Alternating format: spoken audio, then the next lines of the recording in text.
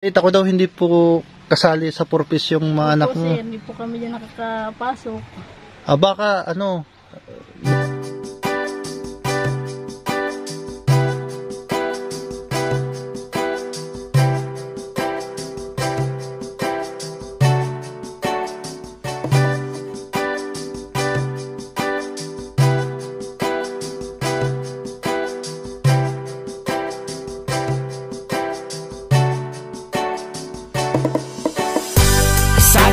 Sagap TV, handang tumulong sa mga walang-wala.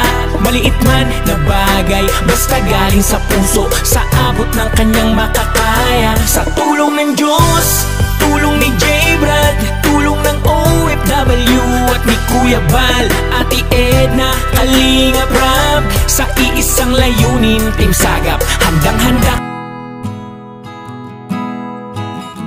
Po mga kalingap, mga kasagap, dito po tayo sa Barangay San Jose. Ito po yung dalawa niyang anak. Anak niyo po itong dalawa?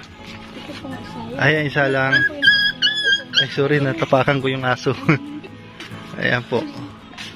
Yan, kamusta ka na dito? Okay naman po kami. Ayan, asan po yung asawa niyo po? Ang asawa ko po, nagtitinda po ng nagtitinda ng ice cream. Tikitinda ng ice cream. Magkano pong kinikita niyo yung asawa mo? Ano po, sa isang araw po, nakakaano din pong 350. 350. Isang 400. 400. Mabuti. Nakaipon ka na ba ng siyempre magpapasok ka na yung mga anak mo. Yun nga po ang pinoproblema ko, pang school supplies po, mga bata. School supply. Kasi yung kinikita ng asawa ko, sapat lang din sa pagkain ng anak ko. Saka yung... Ito yung mga anak ko. Bali, apat yung anak mo? Opo, apat. Apat. Ayun po, isang tulog. Ay, maliit pa. Bali, 3 lang yung nag-aaral. Opo. Anong grade mo na? Anong grade mo na? Grade 1 po. Grade 1. Ito si, Kinder. Kinder, grade 1. Ayan. Ito yung pangatlo. Grade 3, grade 1, Kinder. Ayan. Yan na.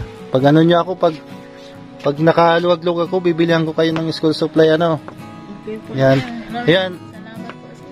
Nay, balita ko daw hindi po kasali sa purpose yung mga anak mo. Hindi po kami dyan nakakapasok. Baka, walang problema sa birth certificate. Wala naman po. Kasi yung mga po yan, kompleto naman po. Kompleto naman. Hindi kayo na-qualified? Hindi po kami dito. Baka hindi kayo taga rito. Hindi, sir. Matagal na po kami. Matagal na kayo dito. After, 7 years na nga po kami dito eh. Ano daw dahilan bakit hindi kayo nakasali sa purpose? Maraming sabi siguro. Kasi minsan, umaalis-alis kami noon. Kasi, minsan siyempre pag wala kang pagkain, pupunta kami doon kay Uncle. Kay Uncle mo? Ako ng pangkain ng mga bata, babigas ba ganyan. Okay. Minsan siguro, pag may nagsasolve dito, hindi kami nakakasali kasi walang tao, ganyan. Kaya nga, mahirap din kung hindi mo kami pupunta doon minsan. Nagsadya na ba kayo doon? Nagpunta para may sali kayo sa purpose? DSWD, sabi, ano sabi? Ditong lista uli, tapos magsasurvey. Sila, kung makakasama kami dun sa lista. Sana makasali kayo kasi qualified naman kayo eh. Opo. Yun nga ang inaano ko para kaysa pa wala kang trabaho. Yung may trabaho lang, asawa mo lang. Ang lilit pa ng mga anak mo, hindi naman pwedeng maiwan to. Hindi naman pwedeng iwanan. Buti kung malalaki na yun, pwede mo nang iwan, magtrabaho ka. Kaso, maliliit pa, kailangan pang kasi alam mo nang pag hindi babantayan ng mga bata, marami pati nagkukuha ng bata. 'Di ba? Yung mga missing. Ingatan nga yung mga bata, tapos hindi sila basta-basta magsasama. Yun nga, tinutulok ko sa kanila, huwag sila sasama kung kanino kasi mahirap ang ngayon. Boy, wag kang sasama kung kanino Ang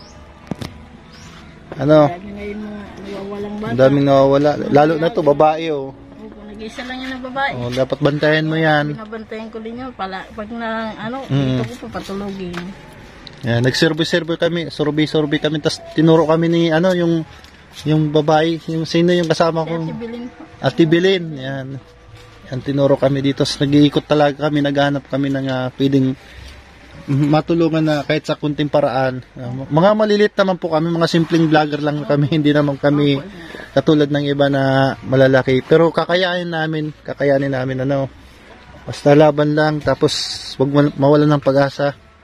Maliliit pa yung anak mo, malay yung paglaki nila, iya pa lang magtataguyod sa inyo sa kahirapan. Kaya nga, Nakatapos yan sa pag-aaral, kailangan number 1. Sila kahit gipit-gipit, okay lang yan, basta nga makapag-aral kayo. Makatapos, ano yung gusto mong maibigay sa anak mo yung pag-aaral, yung may papamana, diba? Papanaman ako sa kanila, yung pag-aaral lang, makatapos sila.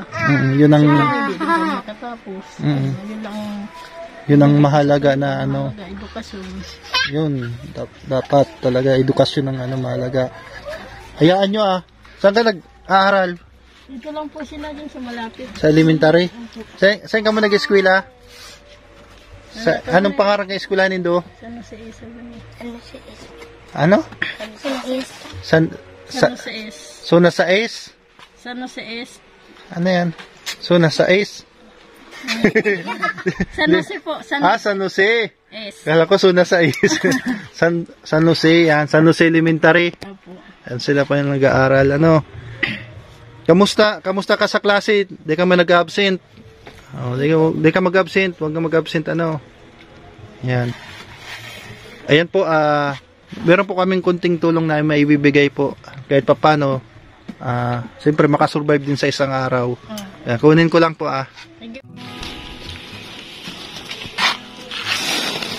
Ayan po, ibibigay po natin.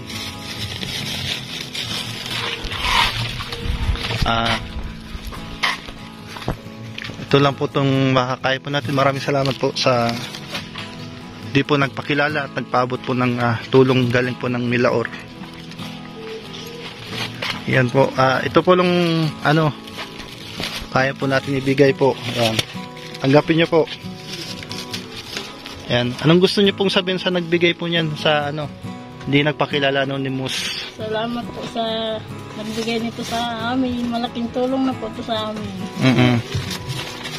Saka sana matulungan pa kayong marami.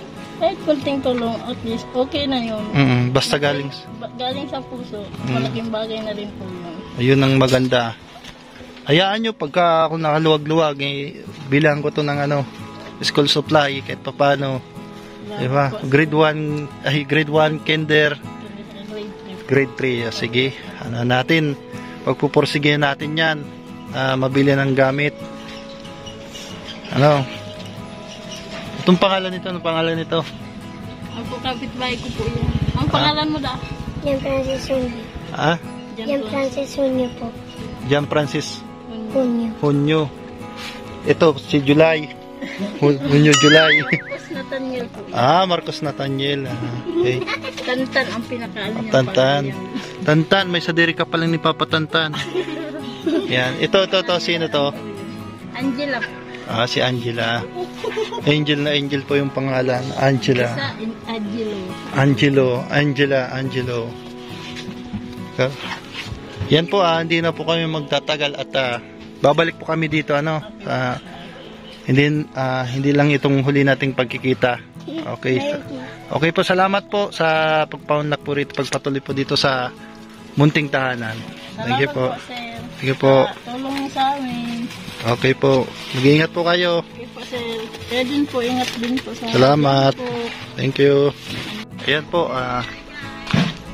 napuntahan po natin yung napuntahan po namin at sunod pong pupuntahan po yung isa po na kapitbahay nila, si tatay. Maraming salamat po sa nagbigay po ng kaunting tulong.